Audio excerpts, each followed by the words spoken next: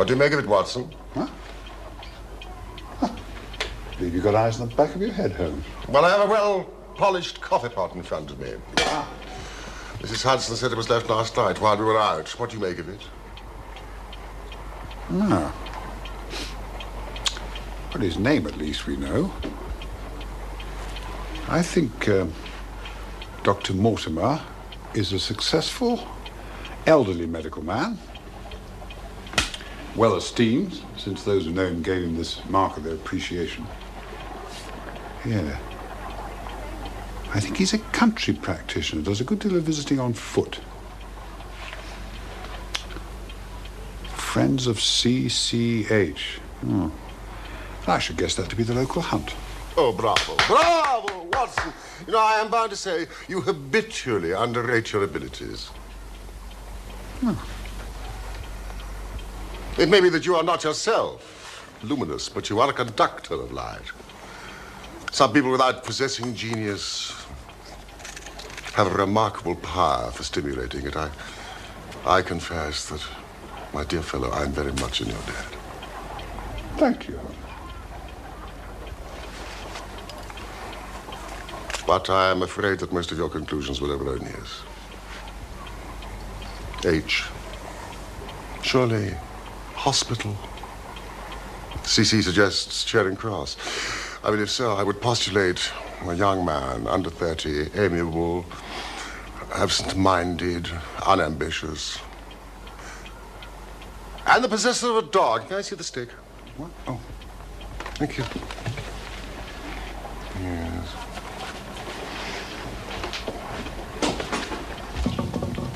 Larger than a terrier. Smaller than a mastiff.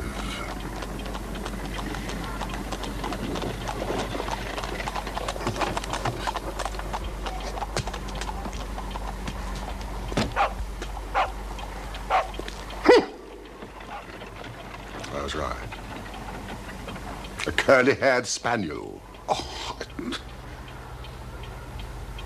Dr. Mortimer? Thank you, sir. Thank you. I wasn't sure whether I'd left it here or at the shipping office. The SS Gibraltar UC docks today at Tilbury. Ah. You interest me very much, Mr. Holmes. I'd hardly expected so dolichocephalic a skull, or such well-marked supraorbital development. Would you have any objection to my running my finger along your parietal fissure? Please, Dr. Mortimer. A cast of your skull, sir, until the original becomes available. It is not my intention to be fulsome, but I confess, I covet your skull. Behave and sit down, Dr. Mortimer. That's what? Yes, good boy. Well, I presume that it was not your phrenological passion which drew you to Baker Street. Unfortunately, it was not, sir. Spot? I have here the statement of a certain legend which runs in the Baskerville family. Baskerville? Yeah, I'm an executor of Sir Charles Baskerville's will and found it amongst his papers. It concerns Hugo de Baskerville, who was lord of the manor at Grimpen on Dartmoor. Dartmoor? Some 200 years ago. The document is somewhat later.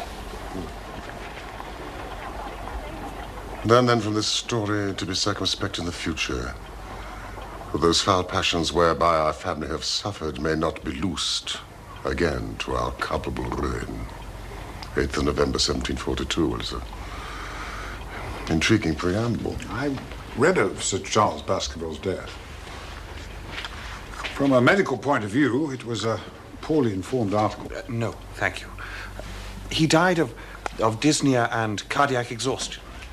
Were the conditions linked or were they parallel? Oh, they were linked, in my opinion. There was some facial distortion. Caused by the cardiac pain, presumably. Yes. You sound doubtful. It was not merely facial distortion. Well, in the year 1692, Hugo de Baskerville abducted a young girl. But she escaped across the moor at night, cursing. He unkennelled his pack of hounds and hunted her down like a wild animal. When his 3 drunken companions followed, they found the girl in a deep dip or goyal, dead from fear and fatigue. They had also confronted the cause of her death, a huge, demonic hound. Even as they looked, the hound tore the throat out of Hugo de Baskerville. One companion died that very night of what he saw, and the other twain were broken men for the rest of their days. This hound is supposed to have haunted the family since then, to the general misfortune of the line. Well, this may appeal to your lurid taste in fiction, Watson. It's a fairy tale, sir. Well, of course, Mr. Holmes. But fairy tales would not survive without a kernel of truth, huh? On the night Sir Charles died, I arrived at Baskerville Hall at first light.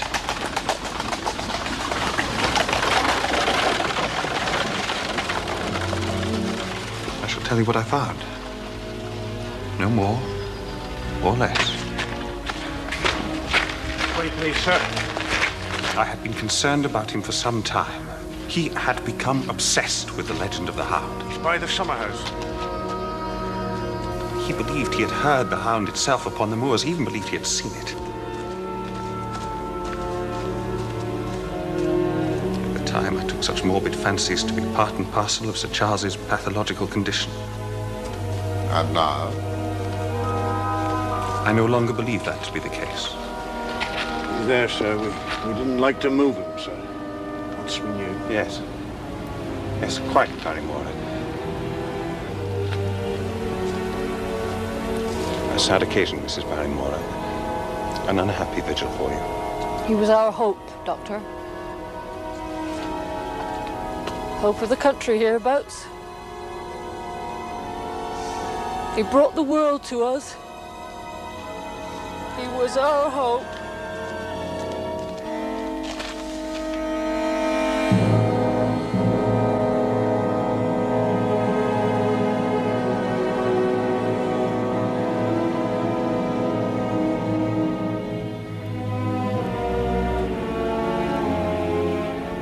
Before Sir Charles ran up the alley, he had evidently stood at the gate for at least 10 minutes.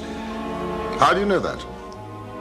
The ash had dropped twice from his cigar, and there were also 3 spent matches. Press me, Dr. Mortimer. Was there anything else? Yes. Footprints? A man or a woman's? Mr. Holmes. Were the footprints of a gigantic hound. Several people have seen a creature upon the moor, a huge creature, ghastly, spectral. I've cross-examined 2 of them, hard-headed countrymen both, and their stories tally. I want you to advise me what I should do with Sir Henry Baskerville. Henry Baskerville has spent his life in America. He has come over on the SS Gibraltar. Send them direct to Baskerville. Very good. It's been a pleasure having you aboard, Sir Henry. Sir Henry. I still haven't gotten used to that title. Is there any other claimant upon Sir Charles's estate? None. His youngest brother, Roger, died in Central America of yellow fever some 30 years ago. Northumberland Hotel, Northumberland Avenue. Sir Henry is the last of the Baskervilles.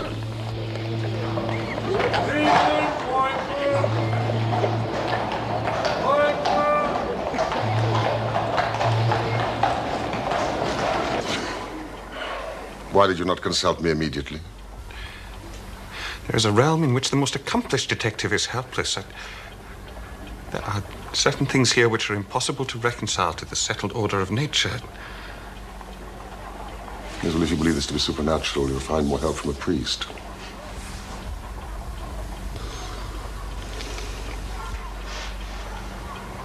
No.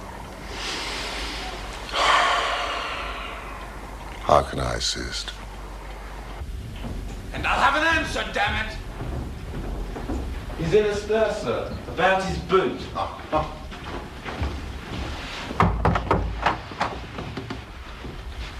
By thunder, if that fellow can't find my old black boot. Surely it was a new brown boot. No. Last night, they took one of the brown ones. Today, they've sneaked one of the black. I'm sorry, Mortimer. I'm sorry to trouble you with this nonsense, but this is a first-class hotel, damn it. Oh. Hello. Mr. Sherlock Holmes at your service. I think it is worth troubling about, as a matter of fact. You do? Why? Because it's inexplicable. Good. That's good.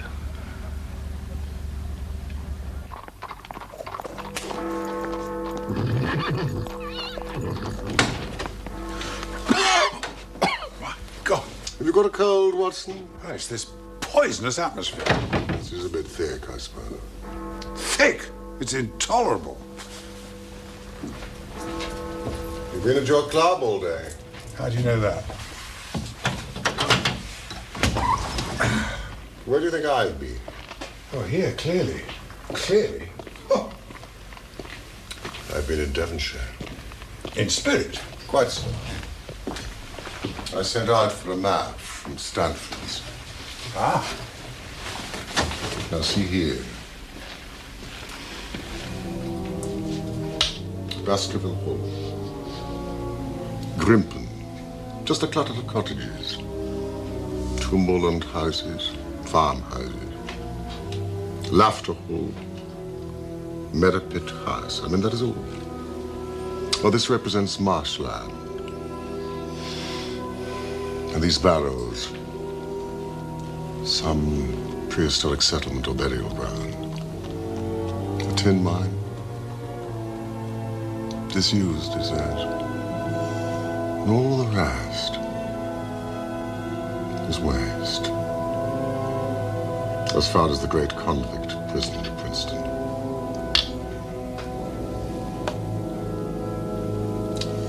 It is a worthy setting if the devil did decide to dabble in the affairs of man. Then you yourself are inclining towards a supernatural explanation.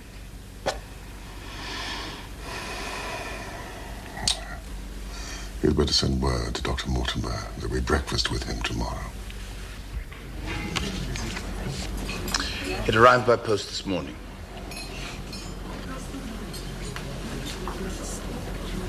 So you think out little puzzles, Mr. Holmes. This one wants more thinking than I'm able to give it. Very suggestive. Yes. A joke is like, it's not? Tell me, Sir Henry, has anything interesting happened to you since you've been in London? No, I don't think so. Have you been followed? What? I seem to have walked right into a dime novel. Why should anyone follow me? That letter was delivered to the hotel. You are being followed, Sir Henry. If you value your life or your reason, keep away from the moor. Now, the issue I suggest is whether it constitutes a friendly or an unfriendly warning. Now, that is surely impossible to determine. Now, there are various features which may help us. The envelope, for example, if somewhat crumpled, is presentable. Its contents, mostly, are not. And the letter has been torn neatly enough along a fold. And the leader article in the Times, the leaded bourgeois print, is unmistakable, has been chosen from which to cut the message.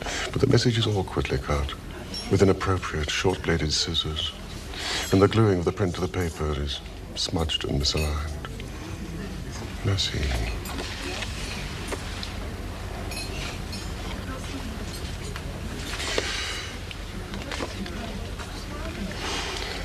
Only half a sheet of paper, and yet the watermark is clear.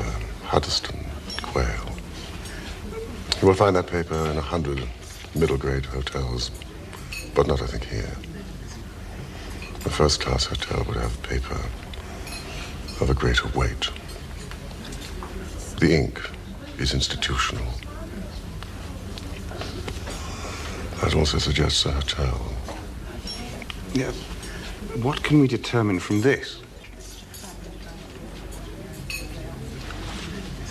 Pocket flap. I infer that the person who wrote this message is staying at a nearby hotel. He's neat of habit and started the task methodically. But then he began to fear discovery. He rushed it through. and put the result into his pocket until such time as he posted it. It is true that fearful people threaten, but my interpretation is that this is a friendly warning, because it seems a risk was incurred in its execution. Bravo, Mr. Holmes. You fulfill your reputation, sir. No mistake. But if you're right and this fellow's afraid, then he's afraid not only for his own skin, but what might happen to me. Quite so. Dr. Mortimer, I think it is time that you explained.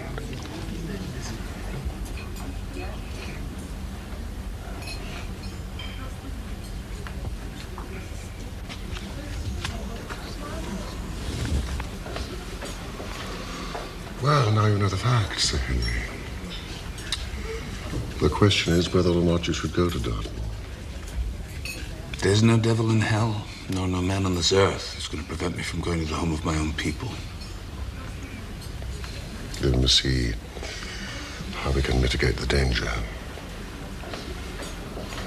You really believe there's danger? I think that if there is, then it is considerable. You certainly cannot go alone. Dr. Mortimer returns with me. He has his practice, and he lives many miles distant. You'll come yourself? I have to stay in London, a blackmail case. I recommend my friend Watson.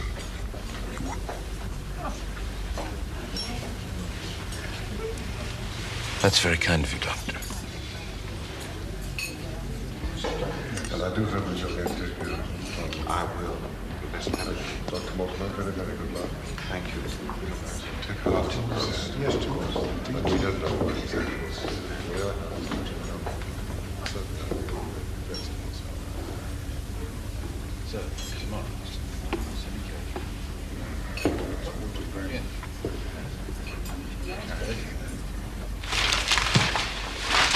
What? This way.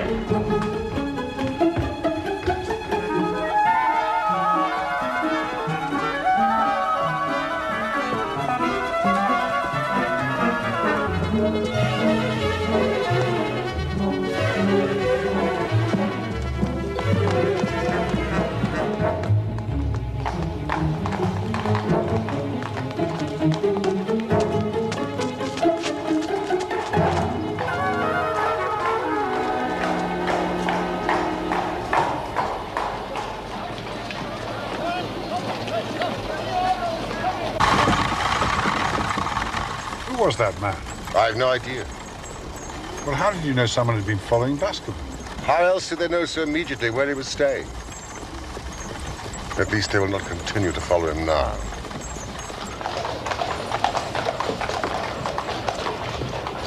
When a crisis comes, Watson, and it will, report to me.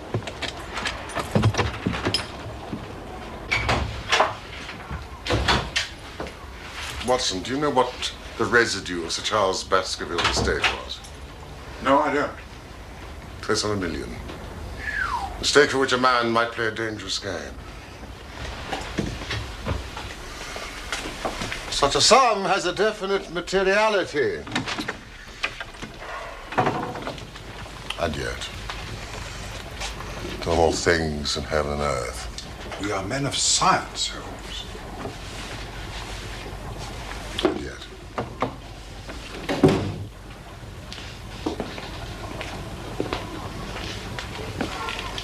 It's an ugly, dangerous business, Watson. Believe me, I shall be very glad to have you back safe and sound in Baker Street once more. Thank you, Holmes.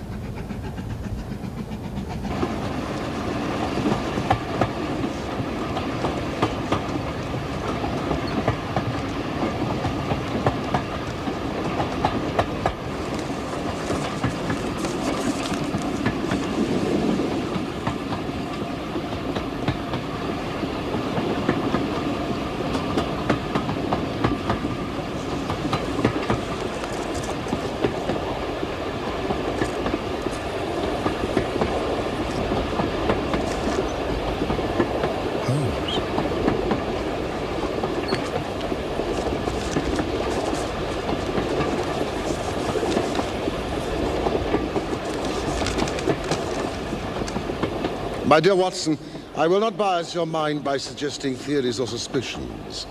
Simply report facts to me in the fullest possible manner. Concentrate your attention upon the following.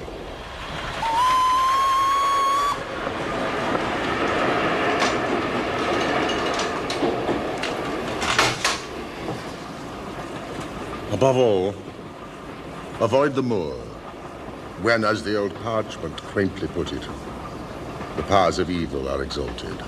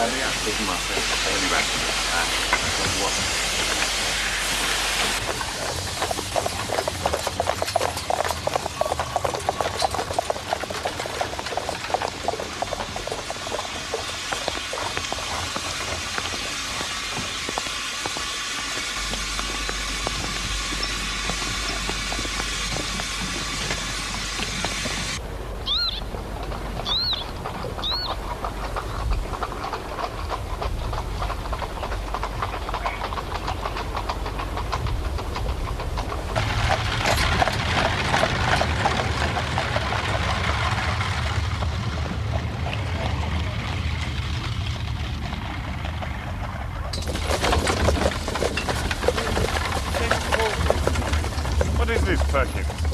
Convict, escaped from Princetown, sir. Out 3 days now. Well, been watching all over. They ain't seen no sign of him. Farmers don't like it. Who is he? Selden, the Notting Hill murderer. Folk are locking their doors, I can tell you. What'd the man do? He murdered a whole family. With such savagery, they deemed him insane.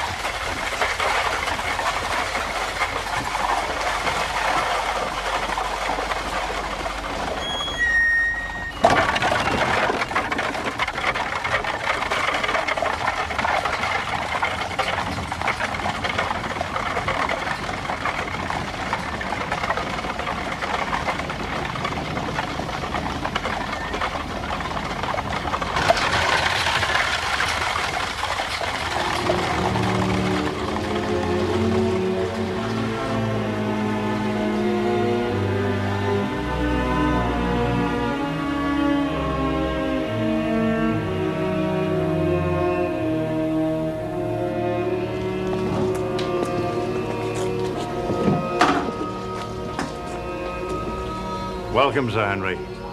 Welcome to Baskerville Hall. Thank you. It's Barrymore, yes? At your service, sir. Mrs. Barrymore? Madam?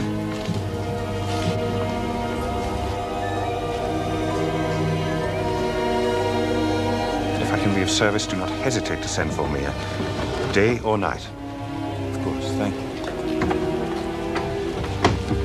Walk on. This way, Sir Henry.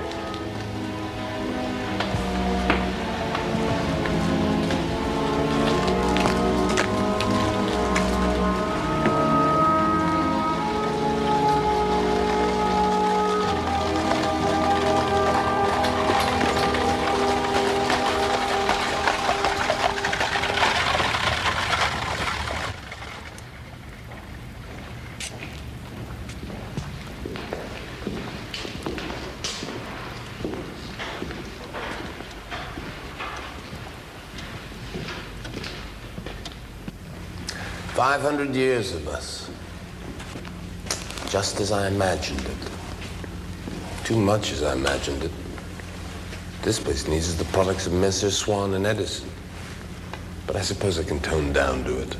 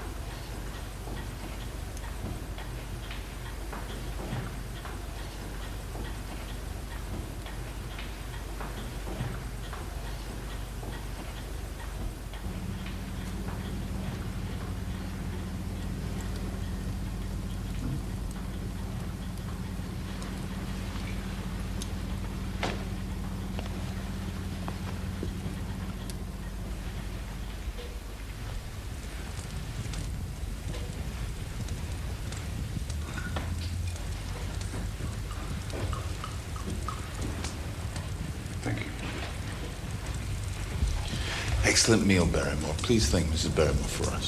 Thank you, sir. Shall be pleased you enjoyed it. Well, Dr. Watson, shall we?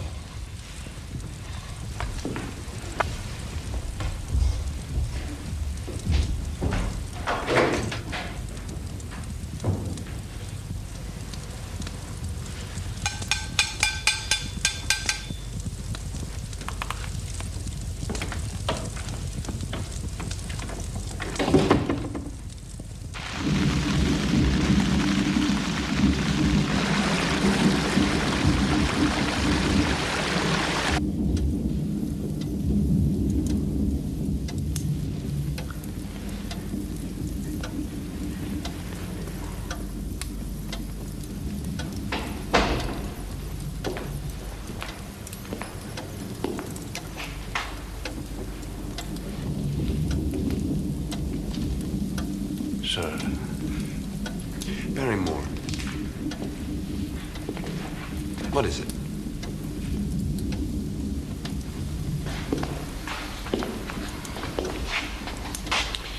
Sir, my wife and I will be happy to stay with you until you've settled in and made your arrangements. But your family's been with us for generations. Sorry to start my life here, breaking an old family connection. Thank you, sir. My wife and I were much attached to Sir Charles, and his death. We feel that nothing can be. We feel we shall never be easy here at the Hall, sir.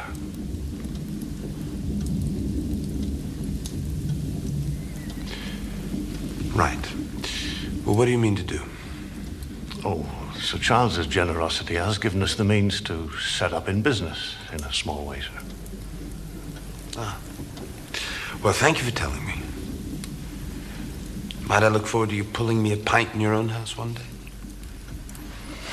Well, that is the sort of thing, sir. Thank you, sir. Good.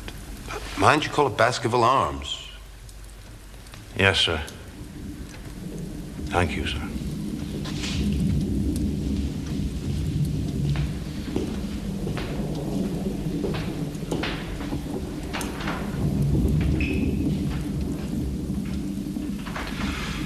That man is frightened.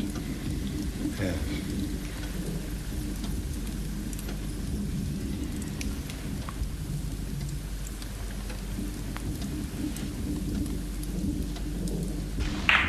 Shot.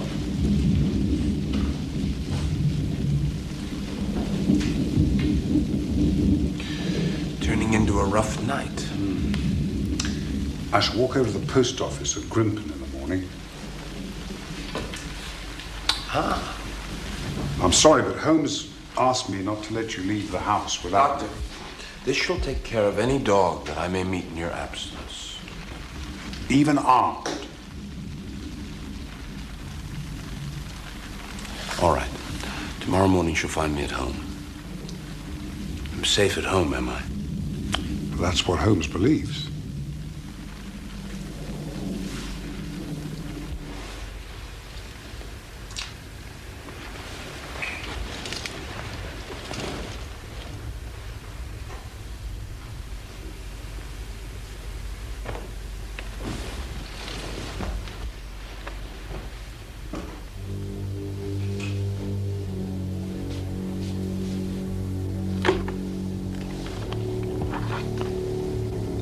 It's an ugly and dangerous business, Watson. I shall be glad to have you back, safe and sound, in Baker Street once more.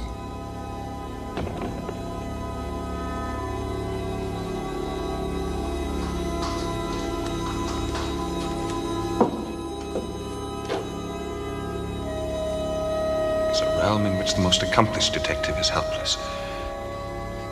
There are certain things here which are impossible to reconcile to the settled order of nature.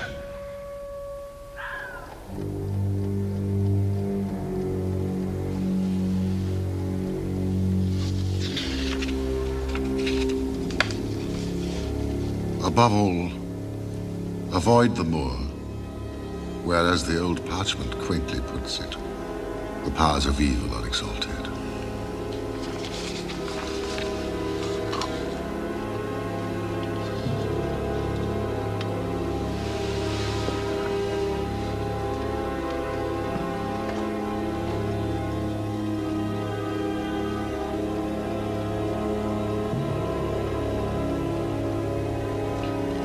Do you know what the residue of Sir Charles Baskervilles' estate was? Close on 1 million. Such a sum has a distinctive materiality about it.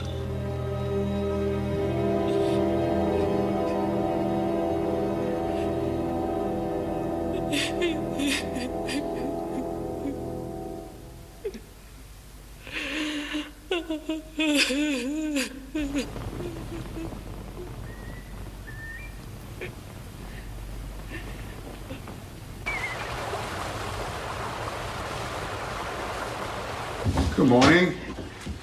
How are you today? Oh, very well, thank you. Here we are. Thank you, sir. Thank you.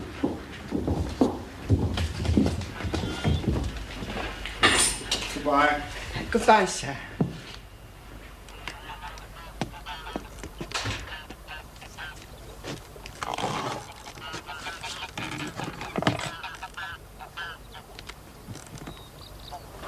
Dr. Watson?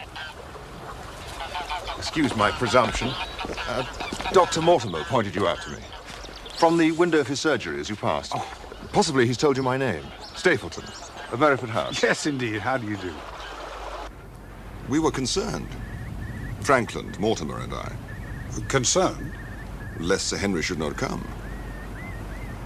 You know the legend of the fiend Hound. We thought it might seize his imagination just as it seized poor Sir Charles's. How is Mr. Sherlock Holmes? Dr. Watson, you are here.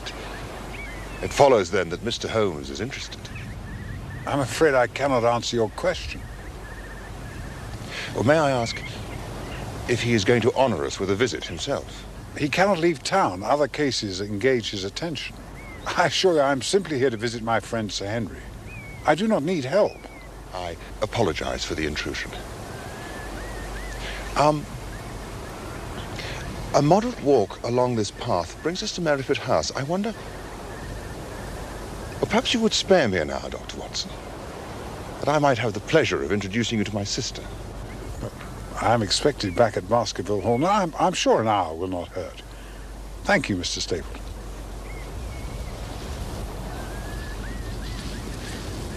It was entomology, was it, that brought you to the moor? Indeed. Although I delight in it for its own sake, it is so vast, so barren, so mysterious. Well, there, for instance. What do you make of that? It'd be a rare place for a gallop. That is the Great Grimpen Mire. False step there means death, to man or beast. Well, only yesterday I saw one of the moor ponies wander into it. He never came out. I could see his head for quite some time, straining out of the bog hole. It sucked him down at last. And even in the dry season, it is a danger to cross it, but after these recent rains, it is an awful place. And yet,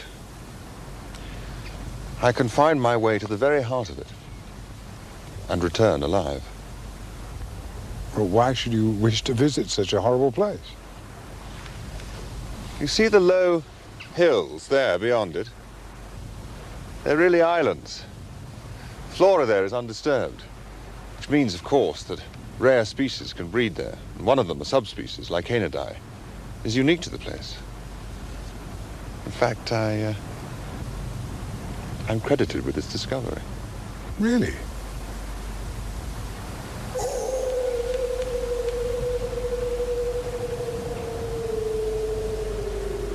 The moor is full of noises.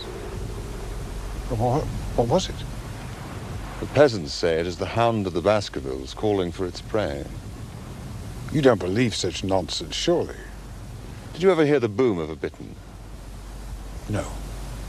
The bird is said now to be confined to certain Norfolk fens, but why not here? I've heard its cry described as being something between a foghorn and a soul in torment. What do you think? Ah. Hyale.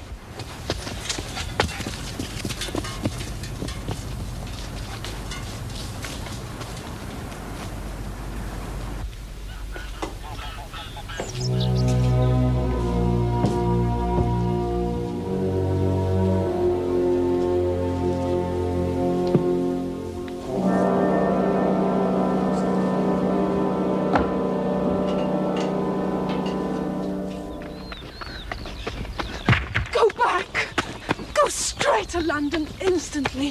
For God's sake, do what I ask. Go back and never set foot on the moor again.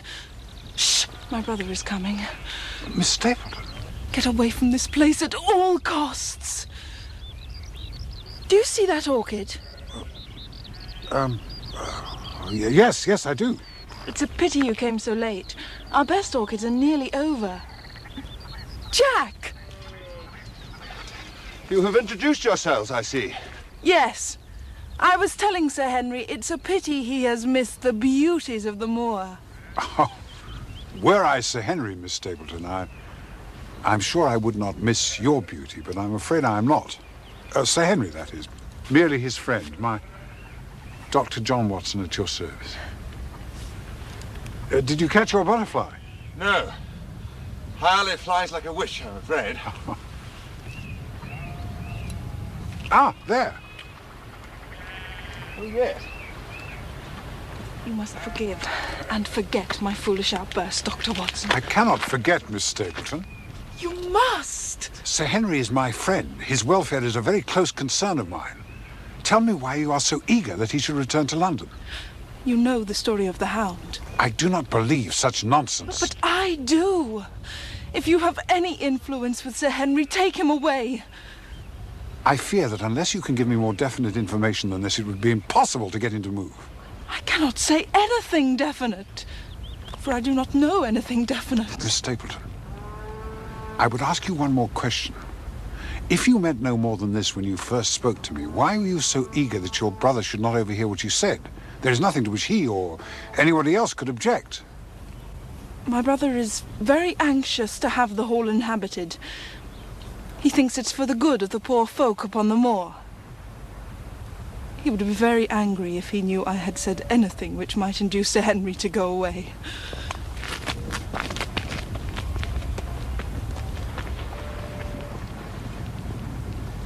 Any luck? Afraid not. Flies like a witch. And so beautiful. Pale clouded yellow. I have a number of them, of course. I must show you my collection.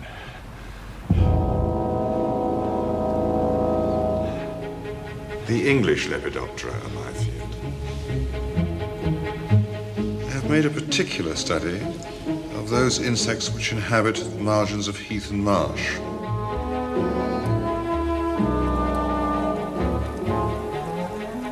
A magnificent collection and the work of a serious scientist.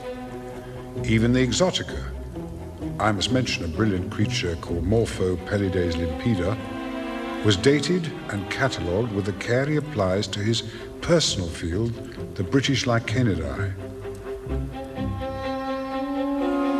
One of which is unique to the moor. I must also report that the new brown boot has turned up. Barrymore found it amongst Sir Henry's luggage when he unpacked. Miss Stapleton is very handsome, and on Tuesday we are to dine here at Baskerville Hall with all our neighbours. So Sir Henry, who chafes a little at the restrictions you have imposed upon him, will have a chance to judge her beauty for himself.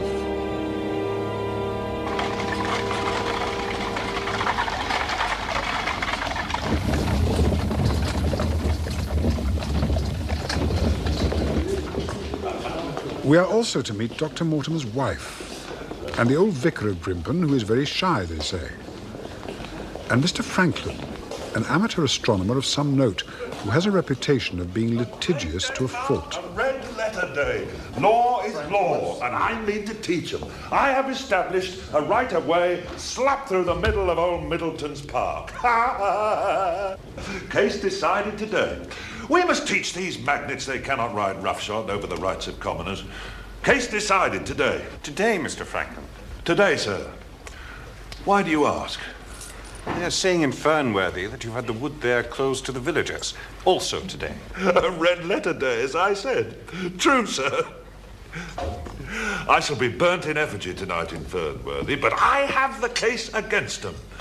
Infernal people seem to think there are no rights of property. They can swarm where they like with their picnic papers and bottles. But why should they complain? No one goes to the wood now. They have to cross the moor to get to it. No one will cross the moor.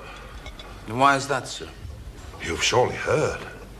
The Hound walks abroad upon the moor. The Hound of the Baskervilles, Sir Henry. I've heard. Is it a phenomenon you believe in yourself, Mr. Franklin?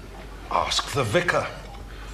Astronomic and forensic matters are my domain. Demonic matters are his. Is it a hound of hell, vicar? Or what? Yes. An interesting question. Whatever it is that has been seen, it is undoubtedly something. Our farrier, Thomas Chubb, is not a man given to visions. And he saw something out there. A dog, he said, but the size of a calf. And I do not think local hysteria is an adequate explanation. Myself, I pray nightly that it remove itself from us, whatever it is, and that we all may sleep the more soundly. Yes. I believe it is Selden the murderer who frightens the folk. In Grimpen, they believe he is still upon the moor. We are too ready to condescend and attribute superstition to these poor people when they are in fact subject to a natural and sensible fear. Bravo, Miss Stapleton. Bravo. This hellhound's existence would not survive a court of law. Mere hearsay. Bring the thing before the bench in the full blaze of jurisprudence, say I, then I will believe in it.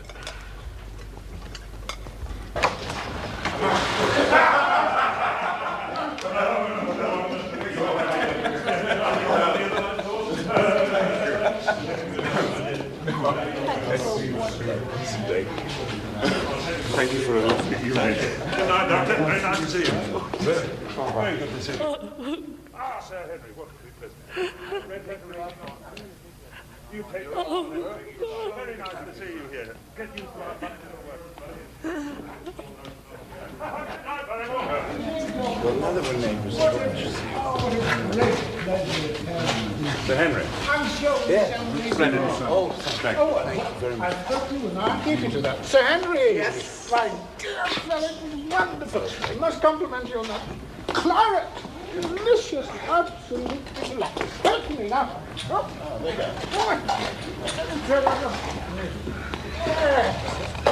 Oh, dear Charlie. Good night.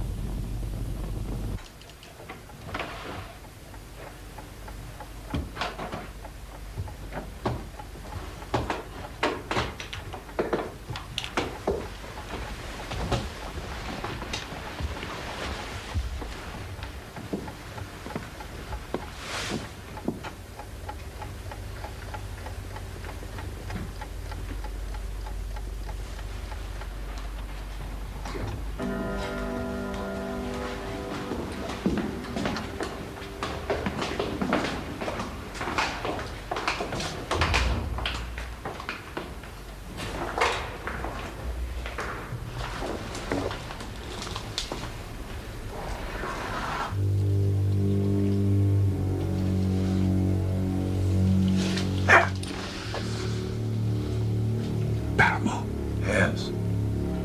It's been there half an hour.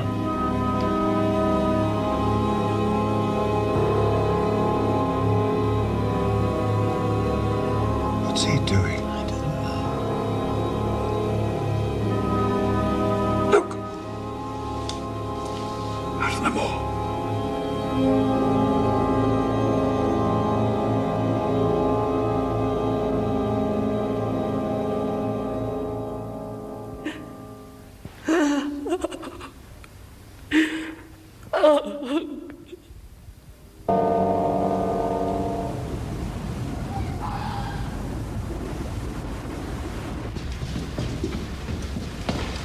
Holmes was adamant, Sir Henry. We must not go onto the moor in darkness. When the powers of evil are exalted, Doctor, bogies to frighten children, man. Come on. We have the chance of getting to the bottom of this business tonight.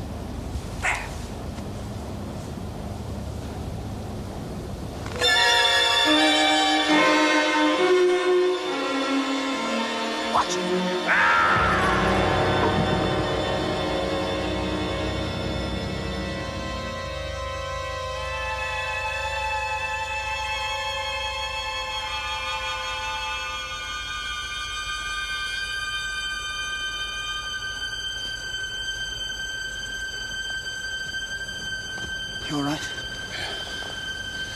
thought to shoot, but I couldn't. Come on.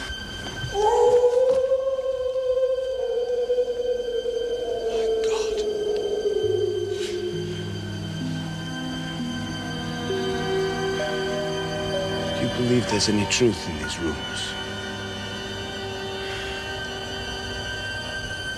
Look! What is it? Barrymore? It's not seldom, at any rate. We were followed in London, and we're followed still. Come on. Let's get back to the house.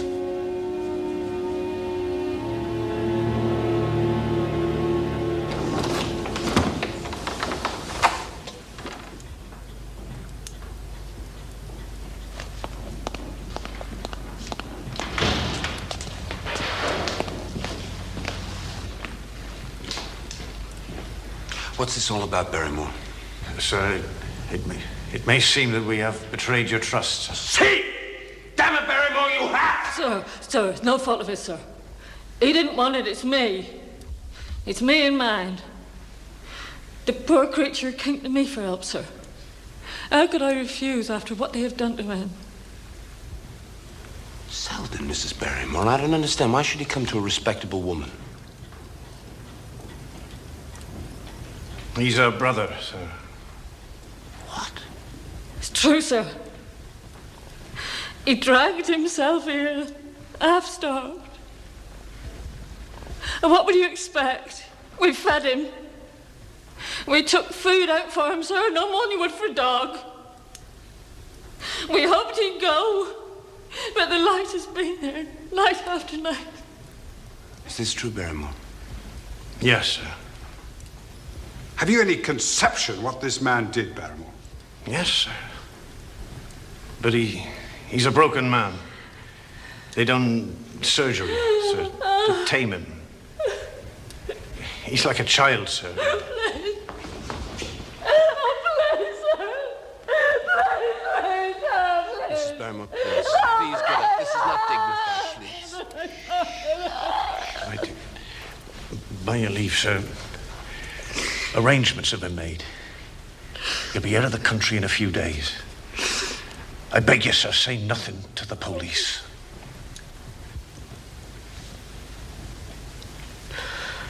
What do you think, Doctor?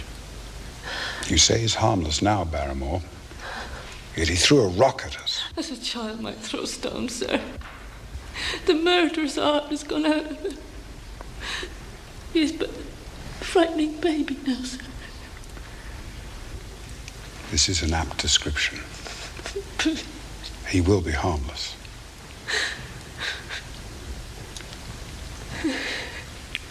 Very well.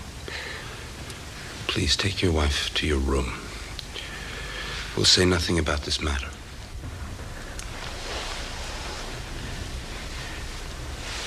Thank you, sir.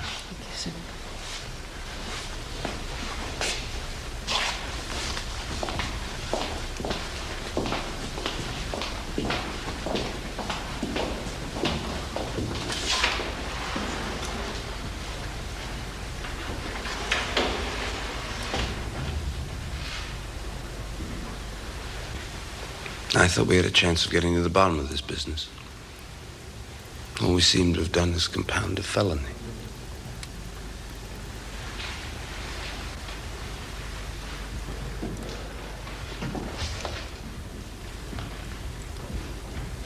I'm glad, though, that you heard that sound on the moor. I was beginning to think I'd dreamt it. I was in the territories once. I heard wolves up there. But nothing to freeze the blood like that sound tonight.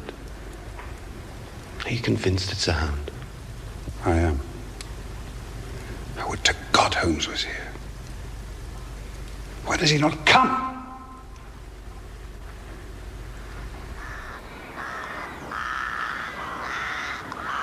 And yet, Holmes, when daylight and birdsong return, the black imaginings of the night evaporate.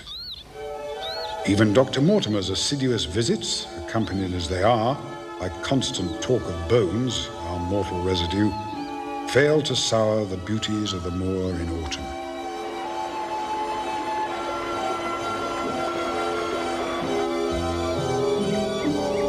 We are, however, still far from the heart of the mystery. The question which most persistently nags at me is who is the man on the tor? With his identity known, I feel we should have the key to this fatal riddle within our grasp. This is a rather nice piece of cloth. I picked this up in Baltimore, but I never wear it. Meanwhile, I have discovered a streak of amiable tender-heartedness in my host. Oh, this. So guilty did he feel at nearly shooting his servant's murderous brother-in-law that he has given Barrymore many of his excellent American clothes.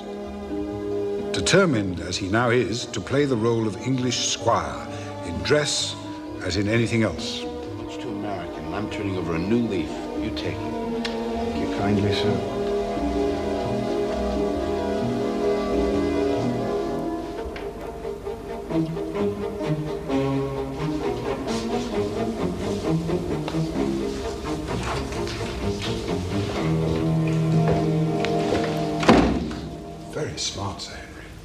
Oh, yeah.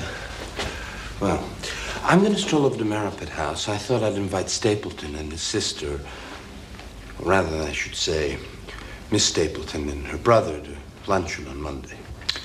Well, I know you won't want me to come with you there, but Holmes insisted that... Now, look here, my friend. Holmes could not have foreseen certain developments. You'd make a very civil gooseberry, but no. I'm afraid I have to go alone.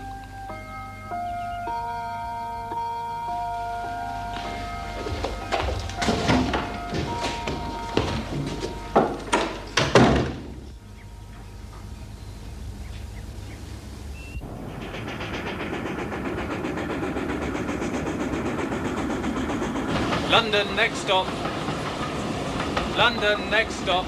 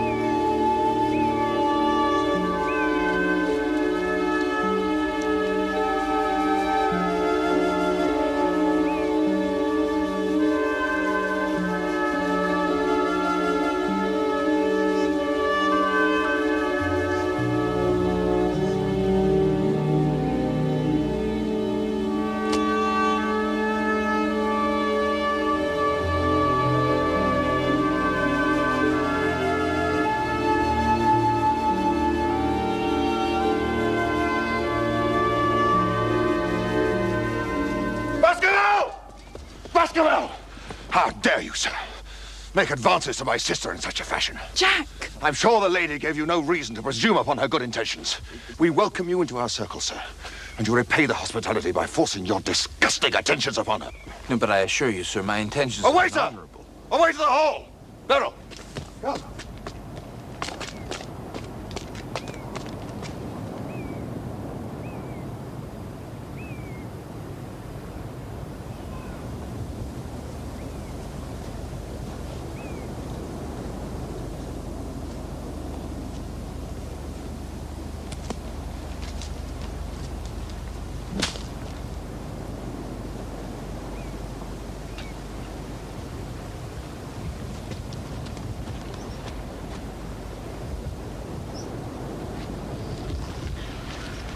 Hello, Watson. Where have you dropped from? I took it upon myself to follow you. I'm afraid my duty to Holmes overrode my tact. I see. Well, I hope they're not selling tickets in Grimpen. I assume you saw what happened? Mm-hmm.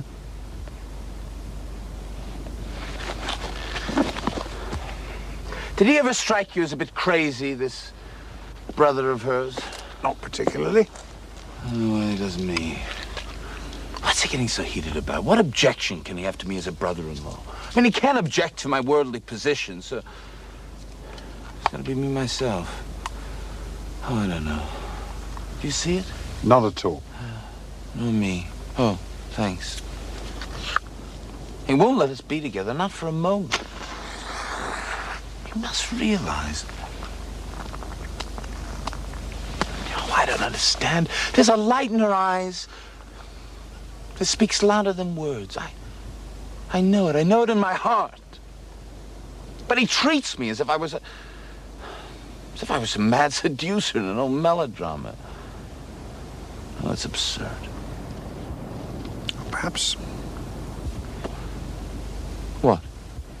I was just thinking that this business with the Hound and the family curse and so on, if Stapleton partly believes it's true, Perhaps he might want his sister not to be... Yes, I know. Just till the business is resolved.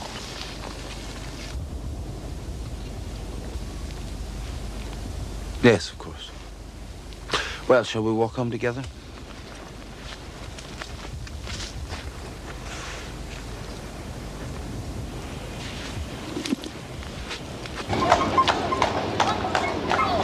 The Royal Observatory, please.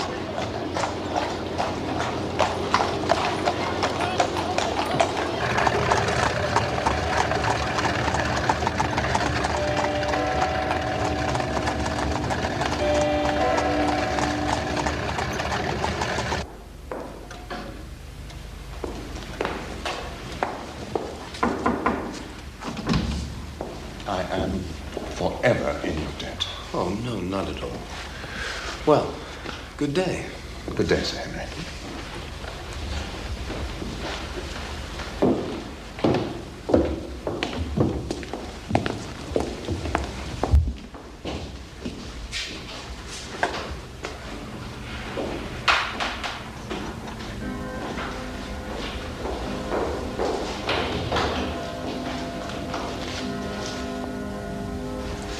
Well, well.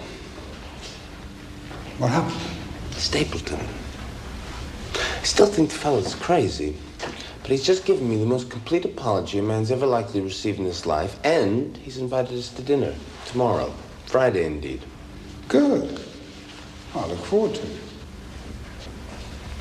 Ah, the post at Grimpen. Just so.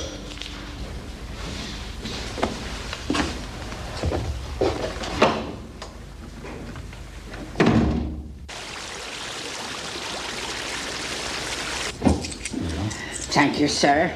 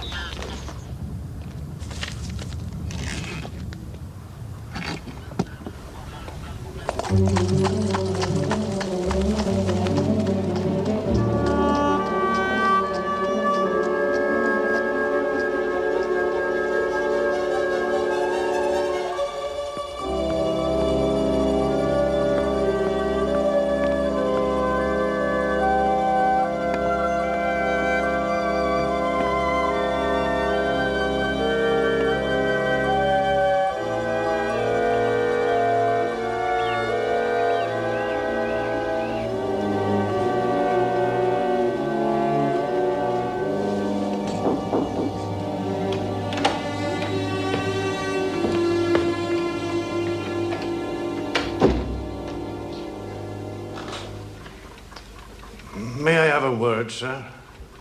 Of course.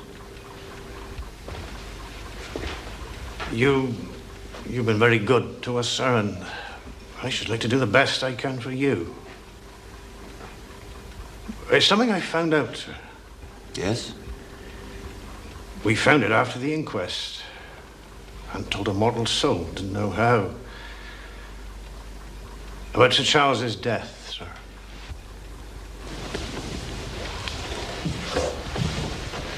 You know how he died? No, sir. Well, what then? I do know why he was at the gate at that hour. Why? To meet a woman, sir. Woman? Are you sure? Oh, yes, sir. Well, what was her name? I can only give you her initials, sir. Yes, 'twas something my wife found. She was cleaning out this very room, Sir Charles's study, sir, and in the grate there she found this scrap of paper. Oh, 'twas all burnt, but, well, it could still be read. From the shine in the writing, if you know what I mean, sir. Of course, I understand. Please go on. Well, she called to me, and I wrote it down. Please, as you are a gentleman, burn this letter and be at the gate by 10 o'clock. Then the initials, LL.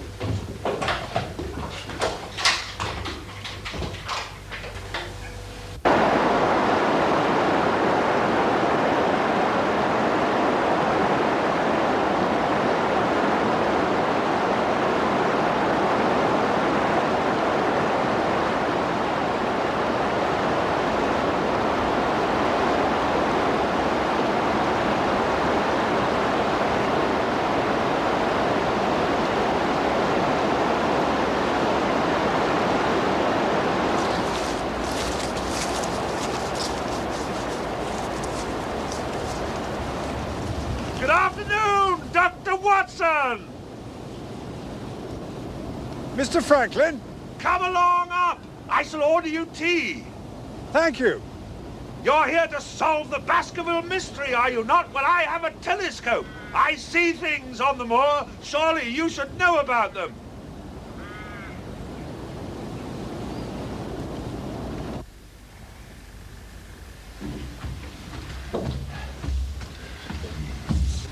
A striking portrait. Laura. Your daughter, Mr. Frank. Yes. Yes, that is my daughter. The woman she has become is not. This way, Doctor. How's that? Disinherited her. Oh, I'm sorry to hear it. You are. What do you suppose such a thing does to a father, huh? This way. Married her seducer, sir. An artist. So-called. Not that artist. That artist earned his living. Her artist was too grand to earn his living. Artist? Wastrel. Lyons. Fella called Lyons. Ever heard of him? No, actually. Laura Lyons. Nobody has. After her money. My money. I was burnt in effigy in Fernworthy last week. You predicted that, I remember. Exactly so, because I know the slackness of authority hereabouts. The case of Franklin v. Regina will bring the matter before the attention of the public. I told the police they would have occasion to regret their treatment of me, and already my words have come true. How so? I could tell them what they're dying to know. But you're not going to. Certainly not. It's a case of poaching. Poaching? Fiddlesticks. The convict, sir. Selden, the mad stabber. You don't mean to say you know where he is? Near enough. It has never occurred to the police that the way to catch the man was to find out where he got his food, and so trace it to him. Barrymore. His food is taken to him by a child. A child? Why not? I have observed the child for more than a week. It is in the nature of children to form perverse allegiances. But surely it's more likely to be the child of a moorland shepherd taking him his lunch. Flocks move. Quick! Dr. Watson, quick. Yes, I see him.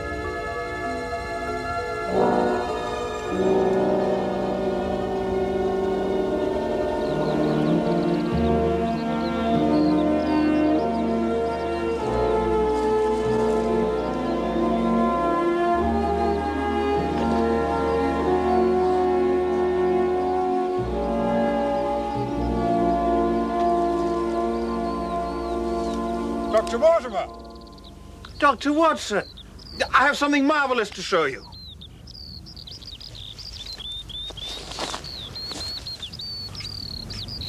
Isn't it beautiful? Splendid. The most complete of its kind I've yet found. I found it myself, what's more. The laborers aren't here today. It is quite beautiful.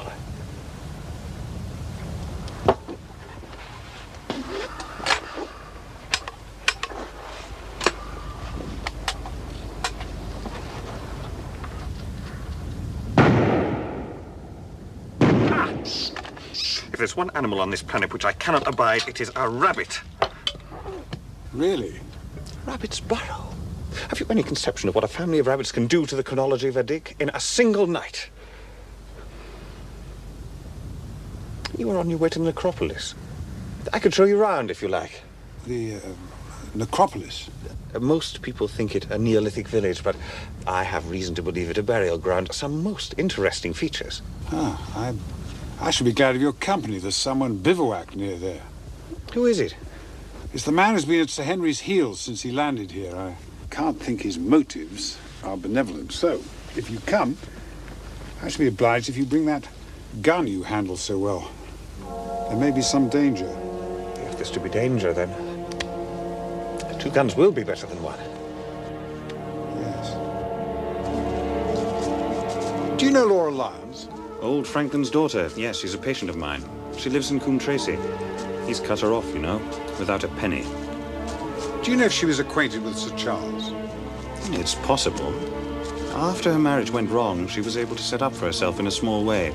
As a typist, Sir Charles may have made that possible. He was a man who fostered many good causes. She may have been one of them.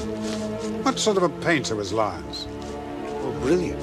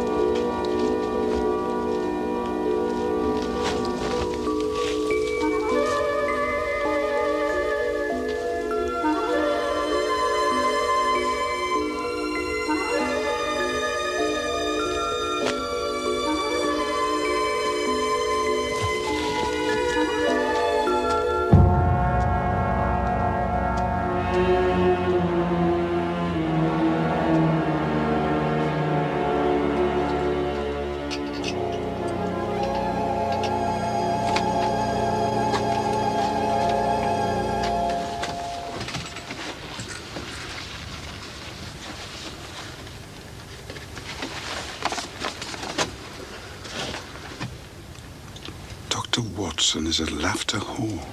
Perhaps it is you who's been dogged by this secret man, and not Sir Henry at all. What do we do? I intend to wait. Spot.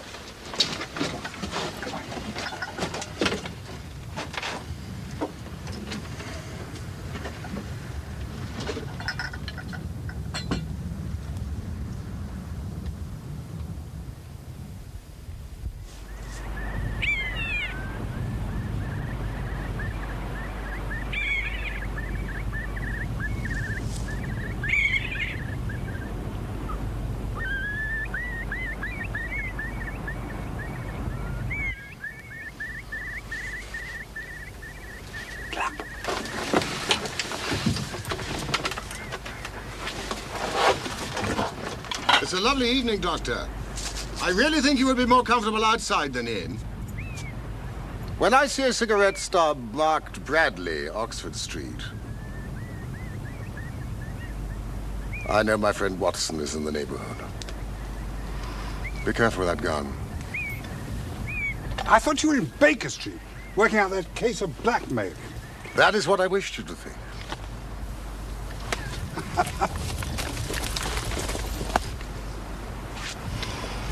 I've deserved better at your hands, Holmes. You use me and do not trust me. Now, my presence would have warned our very formidable opponents and put them on their guard. It was essential that you and Sir Henry believed me to be London all the time and behaved accordingly. Dr. Mortimer. Mr. Holmes. How long have you been in Devon? I fancy you saw me on my second night, when I was foolish enough to show myself against the moon. Huh. And all my reports have been wasted. No. Here they are. And very well thumbed, I assure you. I had to subvert the local post office. Brilliant, my dear fellow. Brilliant. You must, I know, have much to discuss, and I must be getting home. Please, one question, Mr. Holmes. Are you any closer to discovering what, if anything, the Hound is? I am. Does it exist? It does. Thank you, Dr. Mortimer. Mr. Holmes? Good day, Dr. Watson. Thank you for your help.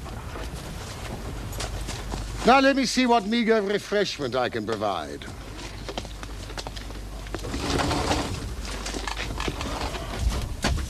Cartwright, the little chap from the express office. I brought him down with me to look after my simple wants. A loaf of bread and a clean collar. I've discovered that there's a woman living in Coombe Tracy with the initials LL. Ah, yes, Franklin's daughter, Laura Lyons. Our researchers have been running along the same lines. Did you know that she's seeking a divorce from her husband? But she lacks the means to carry it through. It is a costly business. Do try my steel. Ah. Dr. Mortimer thought that Sir Charles might have been a discreet benefactor. Really? That's interesting. Please, Watson.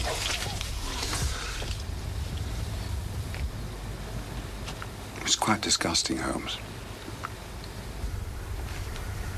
Yes. Yes, it is. Well, it's better when it's hot. Did you know there was a close intimacy between Laura Lyons and the entomologist, Stapleton?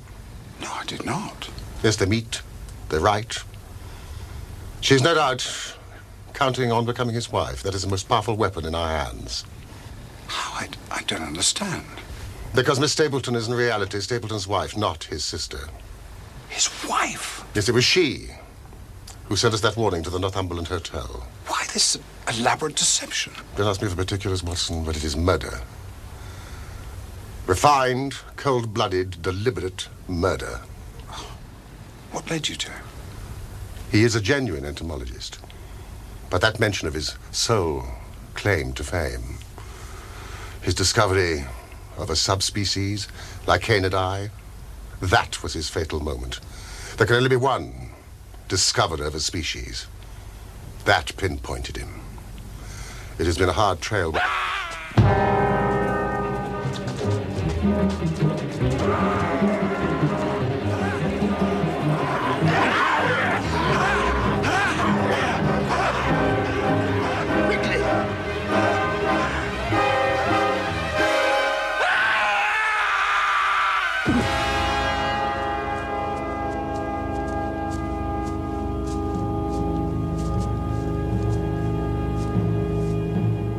It's Sir Henry.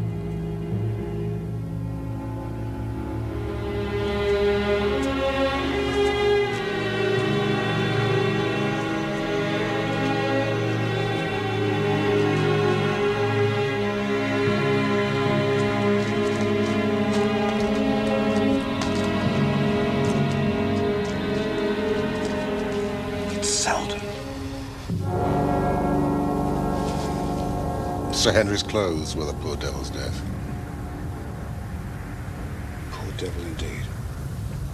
It's only a half-life in truth. No one must know for the moment.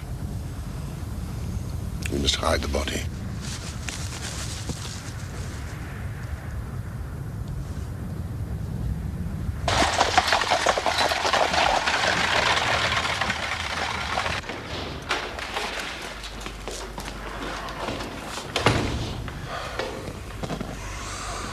Sir Henry must know nothing of hearing the Hound. He will have a better nerve for the ordeal he must undergo tomorrow. So, this is Baskerville Hall.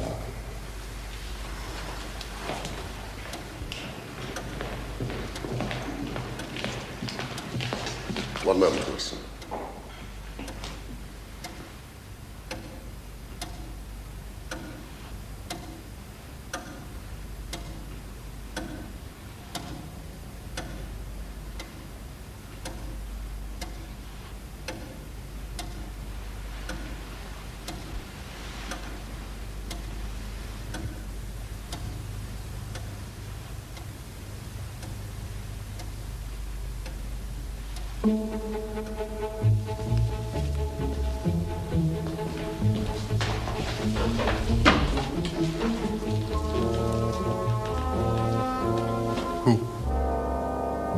It's Stapleton.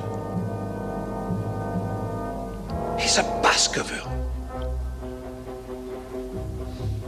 Sir Charles's brother, who died of yellow fever in Costa Rica, did not die childless. We have him, Watson. We have him. And I dare swear that by tomorrow night, he will be fluttering in our net as helpless as one of his own butterflies.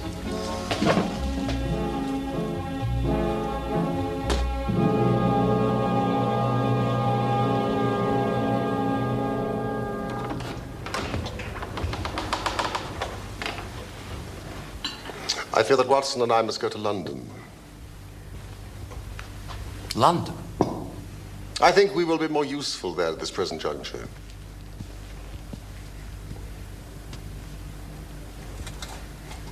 Excuse me. Might I have some fresh coffee? Certainly, sir. But I thought you were going to see me through this business.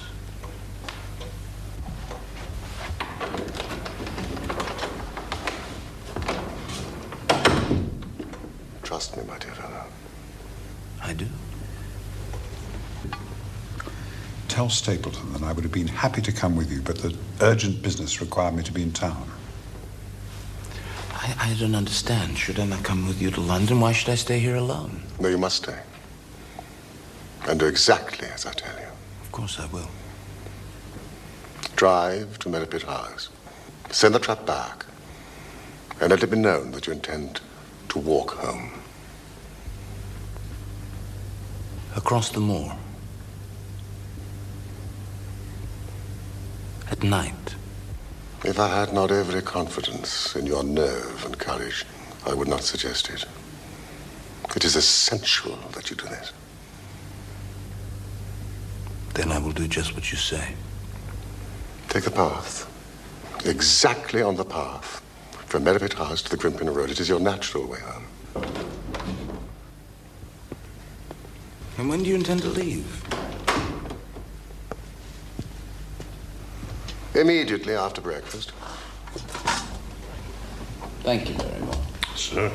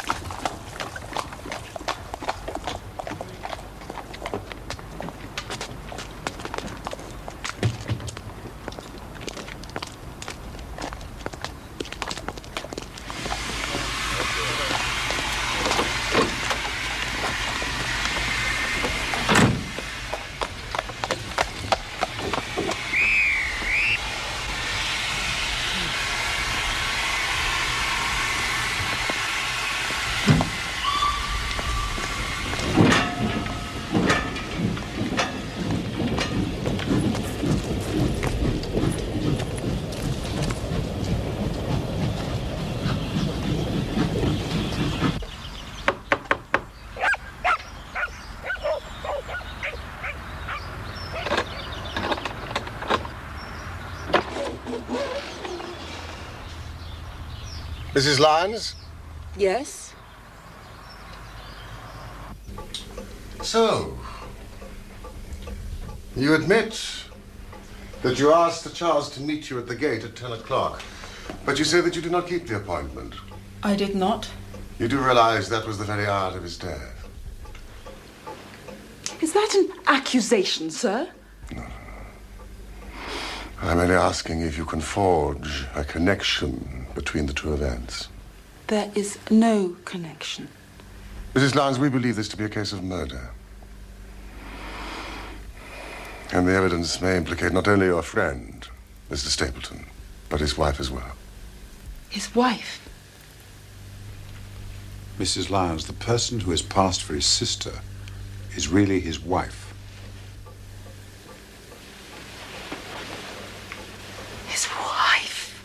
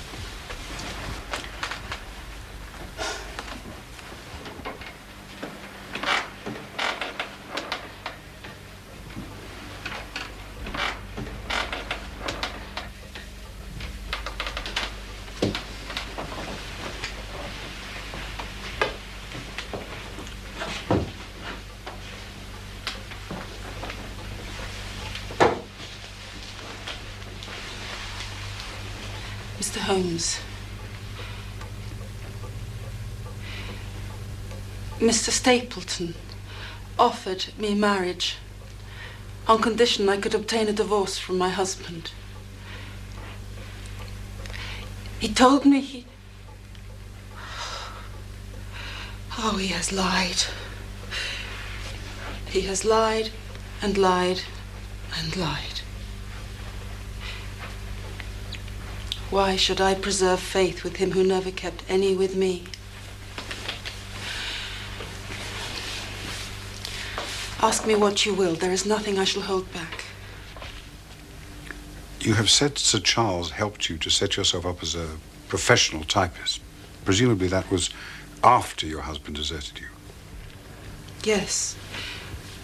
Sir Charles knew my father would not help me. One thing I swear to you. When I wrote the letter, I never dreamed of any harm to the old gentleman who had been my kindest friend. I entirely believe you, madam. And Sir Charles used Stapleton as an intermediary? He did not like to be seen to be doing good. And the letter that you sent to Sir Charles on the day of his death? I needed money for my divorce. I had heard he was leaving for London. And the sending of the letter was suggested by Stapleton? He dictated it. The reason he gave was that Sir Charles would help with the legal expenses of my divorce. And he dissuaded you from keeping the appointment? And swore me to silence concerning it. He said that the death had been a very mysterious one, and that I should certainly be suspected were the facts to become known. He frightened me into silence. You have had a very fortunate escape, Mrs. Lyons. You have been near the edge of the precipice.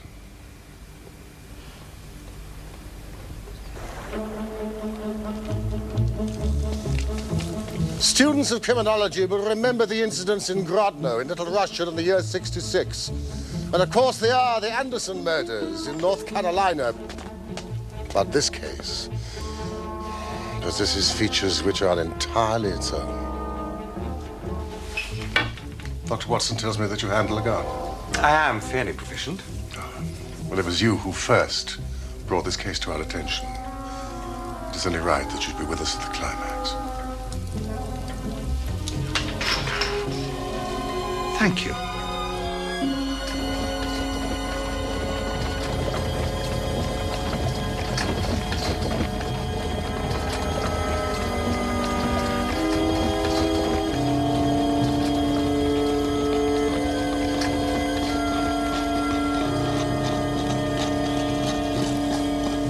While Dr. Mortimer and I guard the path, you watch the house, Watson.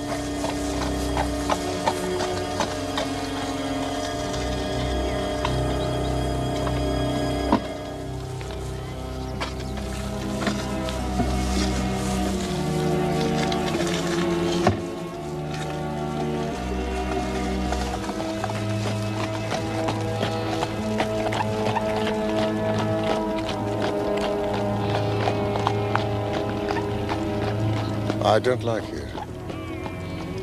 There's fog in the air. It's in the hollows already.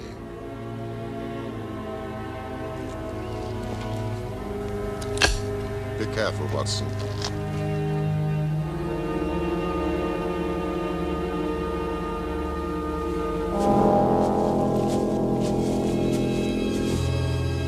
I'm so pleased you could come. It's a pity Dr. Watson had to return to London. Nevertheless, I'm sure we'll have a pleasant evening together.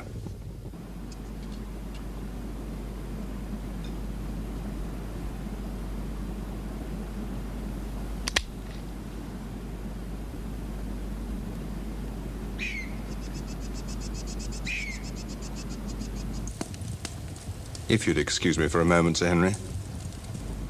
I shan't be long.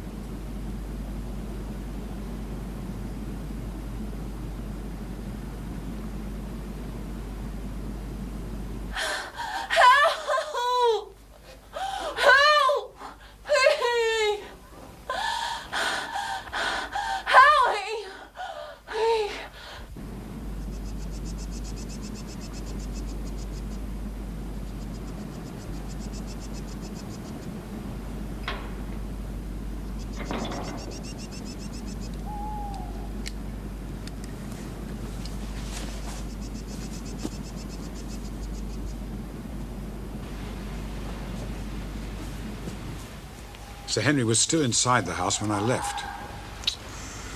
It's getting late. You say Beryl Stapleton was not there? No. I cannot think where she might be. And there were only 2 places laid for dinner. The fog is getting thicker all the time. Courage, Sir Henry. Brave it.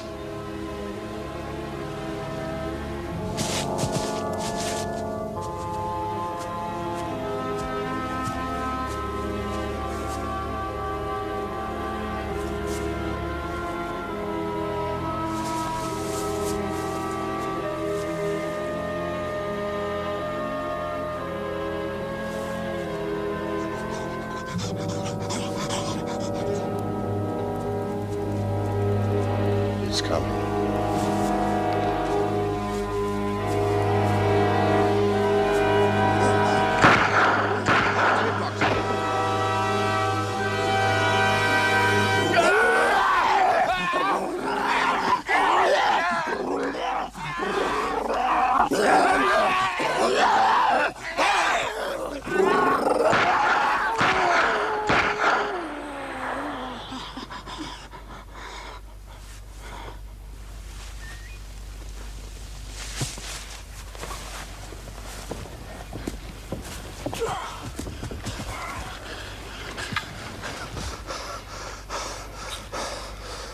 You're a brave man.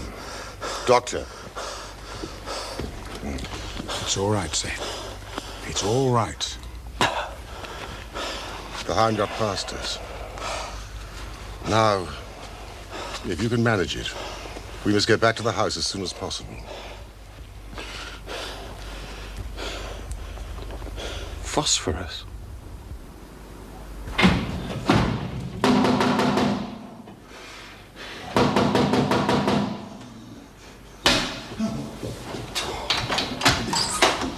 No, sir, no! Sir! I protest, sir! It's outrage! Sir, you are not allowed! Watson! Stop, sir, stop!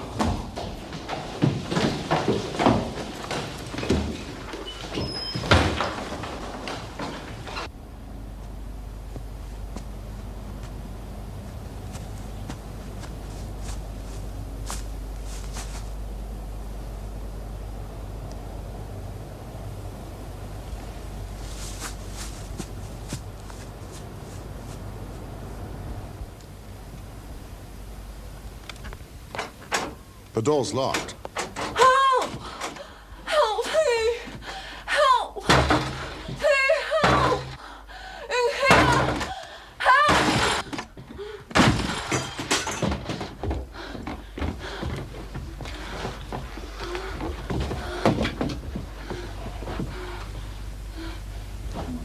She's badly hurt.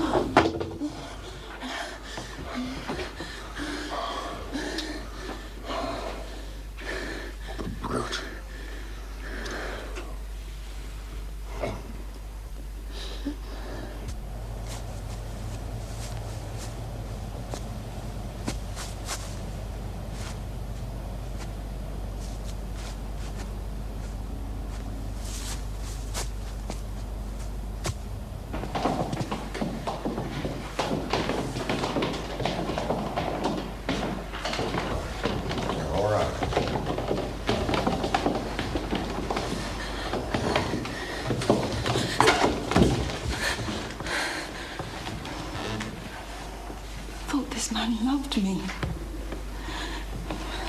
He loves nothing. Where is he? The police have... He escaped. He will go to his island in the mire.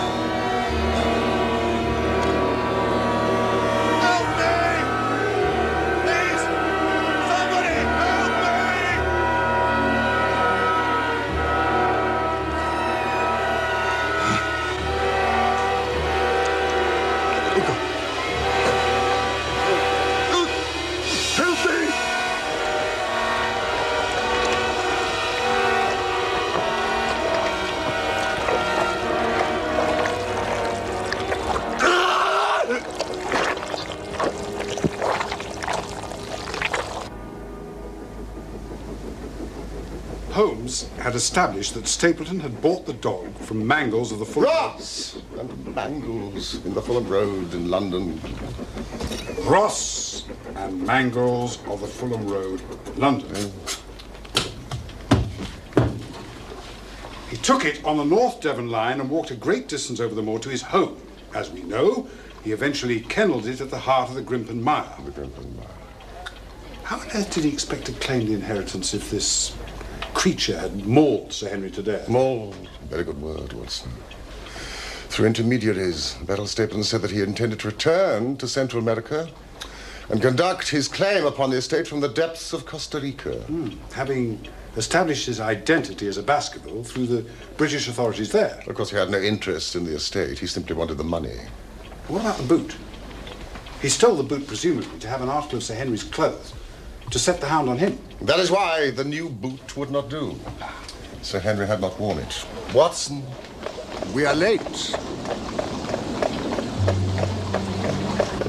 I have tickets for the Huguenot at Covent Garden. A little dinner at Massini's on the way. Wonderful, Holmes.